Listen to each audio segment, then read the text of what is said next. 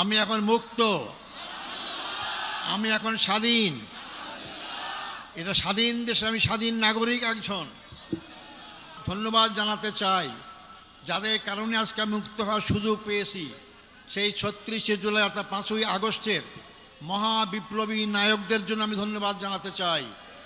তাদের অক্লান্ত পরিশ্রম আন্দোলন, তাদের মাধ্যমে স্বৈরাচার ফ্যাসিস্ট সরকারের পতন হতে বাধ্য হয়েছিল। আমার অপরাধ কি ছিল?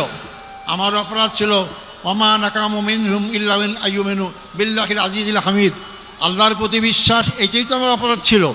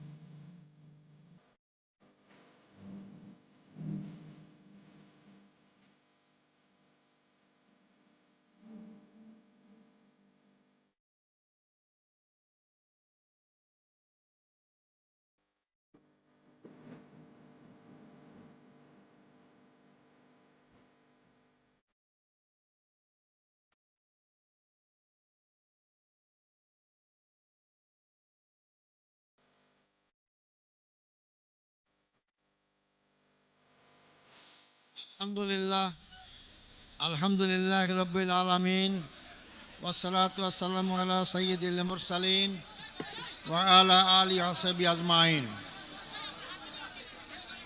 আসসালামু আলাইকুম ওয়া রাহমাতুল্লাহ।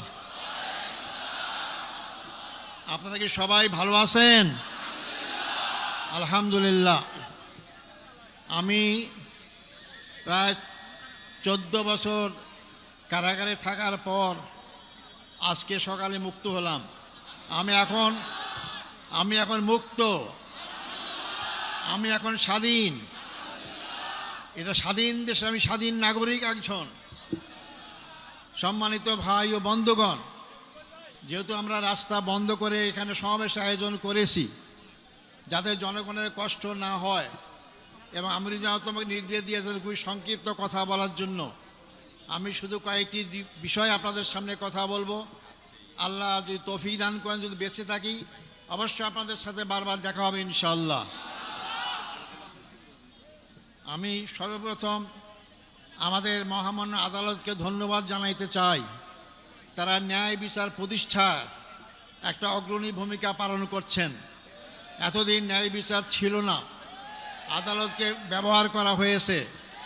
এই জন্য আশা করি আমরা সামনের দিনগুলোতে আমাদের আদালত জনগণের আশা আকাঙ্ক্ষা অনুযায়ী তারা জনগণের ন্যায় বিচার যাতে পায় সেই ব্যবস্থাই তারা করবেন। আমি ধন্যবাদ জানাতে চাই আমার মামলায় যে সমস্ত আইনজীবী নিয়োগ করা হয়েছিল, আমি যতদূর পত্রপত্রিকার মাধ্যমে জানতে পেরেছি, পড়তে পেরেছি, তা অত্যন্ত সাবলীল সুন্দর যুক্তি উপস্থাপন করার মাধ্যমে আমার মামলার অসারতা দুর্বলতা সমস্ত কিছু প্রকাশ করতে পেরেছেন।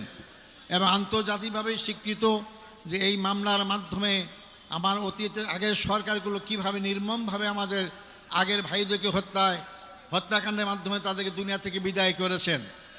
সম্মানিত ভাই বন্ধুগণ, আমি এরপর ধন্যবাদ জানাতে চাই যাদের কারণে আজকে আমি মুক্ত হওয়ার সুযোগ পেয়েছি। সেই ৩৬শে জুলাই অর্থাৎ ৫ই আগস্টের মহা বিপ্লবী নায়কদের জন্য আমি ধন্যবাদ জানাতে চাই। তাদের অক্লান্ত পরিশ্রম আন্দোলন, তাদের মাধ্যমে স্বৈরাচার ফ্যাসিস্ট সরকারের পতন হতে বাধ্য হয়েছিল। এবং সবচেয়ে আমি ধন্যবাদ জানাবো এই ক্ষেত্রে ছাত্র সমাজকে, যারা অতীতের অহংকার গর্বকে আবার প্রতিষ্ঠা করতে পেরেছেন। ছাত্র সমাজই রাস্তায় রাজপথে নেমে রক্ত ঢেলে তারা এই 14.5-15 বছরের ফ্যাসিস্ট সরকারের সকল জুল অত্যাচারের বিরুদ্ধে জনগণকে সাথে নিয়ে তারা রাজপথে যে আন্দোলন গড়ে তুলেছিলেন, যার কারণে গর্ব গর্ব সব চূর্ণ হয়ে বাংলাদেশ নতুনভাবে স্বাধীনতা অর্জন করতে পেরেছে। আমি ধন্যবাদ জানাতে চাই ছাত্র, যুবক, শিক্ষক, সকল পেশাজীবী, সকল নারী পুরুষ, এমনকি শিশু বাচ্চাদেরকেও আমি দেখেছি তারা রাজপথে সেদিন নেমে এসেছিল। সবাইকে আমি ধন্যবাদ জানাতে চাই। আমি ধন্যবাদ জানাতে চাই আমাদের দেশপ্রেমিক সেনাবাহিনীকে, যারা জনগণের পক্ষ না নেওয়ার কারণেই আজকে আমরা এই অবস্থা আসতে সক্ষম হয়েছি। সম্মানিত ভাই ও বন্ধুগণ, আমি ধন্যবাদ জানাতে চাই। আমি দেখেছি, আমাকে বলেছে আমার মুক্তির জন্য আমি একজন নগণ্য ব্যক্তি, অনেকে রোজা রেখেছেন, অনেকে সিয়াম পালন করেছেন, অনেকে মানত করেছেন আমি তাদেরকে ধন্যবাদ জানাতে চাই। হয়তো ওটা ইসলামী আন্দোলনকে মহব্বত করার কারণেই, ইসলামীদেরকে ভালোবাসার কারণেই, এটা অবশ্যই তারা ধন্যবাদ পাওয়ার যোগ্য। আল্লাহ তাকে উত্তম যাজা দান করুক। সম্মানিত ভাই ও বন্ধুগণ, আমি স্মরণ করছি অত্যন্ত দুঃখ বেদনা ভারাক্রান্ত হৃদয় যারা আমার নেতা ছিলেন, সেই নেতাদেরকে অন্যায়ভাবে হত্যা করা হয়েছে, জুডিশিয়াল কিলিং করা হয়েছে তাদেরকে। আমাদের শ্রদ্ধেয় নেতা বাংলাদেশ জামাত ইসলামীর আমির শহীদ মৌলানা মতিউর রহমান নিজামী, আমাদের শ্রদ্ধেয় নেতা জনাব শহীদ আলী হাসান মোহাম্মদ মুজাহিদ, আমাদের শ্রদ্ধেয় নেতা জনাব মোহাম্মদ কামারুজ্জামান, আমাদের শ্রদ্ধেয় নেতা জনাব মোহাম্মদ আব্দুল কাদের মোল্লা, আমাদের শ্রদ্ধেয় নেতা জনাব মোহাম্মদ আব্দুল কাদের মোল্লা। এরপরে সবচেয়ে দুঃখজনক হচ্ছে যে আমাদের সমাজ শ্রদ্ধার পাত্র, সারা দুনিয়ায় পরিচিত আন্তর্জাতিক খ্যাতিসম্পন্ন আলেমুদ্দিন হযরত মৌলানা দেলাওয়ার হোসেন সাঈদীকে বিনা চিকিৎসায় হত্যাকাণ্ডের ষড়যন্ত্র হত্যা করা হয়েছে। আমি এটাকে সবাইকে স্মরণ করছি। সাথে সাথে আমি স্মরণ করতে চাই আমাদের শ্রদ্ধেয় নেতা মীর কাসেম আলী সাহেবকে।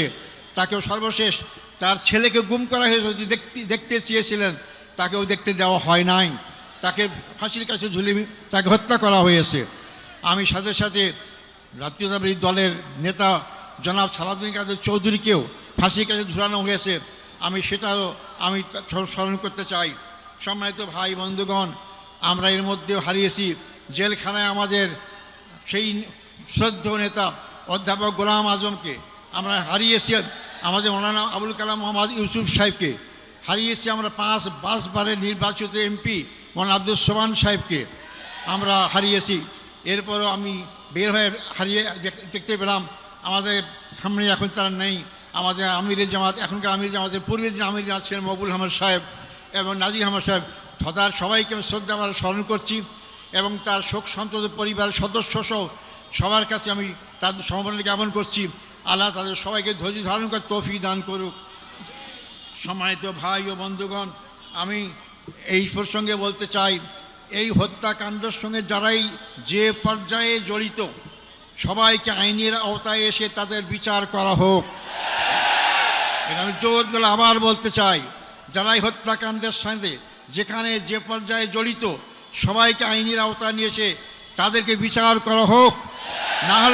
না হলে এই খারাপ সংস্কৃতি চালু থাকবে, এখান থেকে বেরিয়ে আসতে হবে আমাদেরকে। সম্মানিত ভাই ও বন্ধুগণ, আমি আপনাদের কাছে অনুরোধ করতে চাই, আমার জন্য আন্তরিকভাবে দোয়া চাই আপনাদের কাছে। আমার অপরাধ কি ছিল? আমার অপরাধ ছিল ওমা নাকামু মিনহুম ইল্লা আন আইয়ুমিনু বিল্লাহিল আজিজিল হামিদ, আল্লাহর প্রতি বিশ্বাস, এটাই তো আমার অপরাধ ছিল, আর তো অপরাধ নাই। আমি তো আপনাদের কাছে দোয়া চাই যে অপরাধের কারণে ফাঁসির কাষ্ট থেকে আজকে আমি এদের কাছে ফুলের মালা পাচ্ছি, রশি গলা সেরে গিয়ে ফুলের মালা পাচ্ছি, আমি যেন আজীবন সেই ইসলামী আন্দোলনে আমার জীবন থাকতে, রক্তবিন্দু এক ফোঁটা থাকতে এই আন্দোলনেই যেন আমি শহীদ হিসেবে মৃত্যুবরণ করতে পারি, সে তৌফিক আপনাদের কাছে কামনা করতে চাই।